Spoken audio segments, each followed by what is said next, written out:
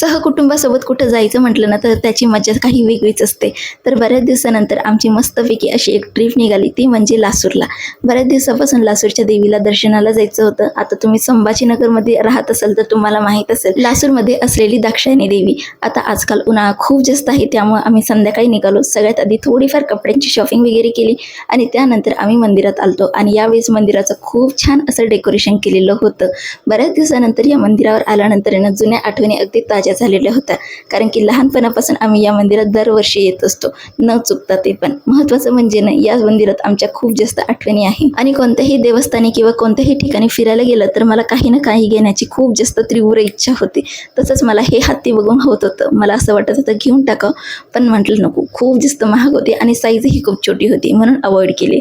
त्यानंतर मस्तपैकी आरती वगैरे कंडक्ट केली आणि महत्त्वाचं म्हणजे ना, मला काही भेटो किंवा ना भेटो, पण आमच्या प्रथमला हा जेसीबी मात्र कन्फर्म भेटला. त्याचा आनंद अगदी बघण्यासारखा होता. तर तुम्ही कधी या देवीला दर्शनाला गेले का? मला कमेंट सेक्शनमध्ये नक्कीच कळवा. Bye bye.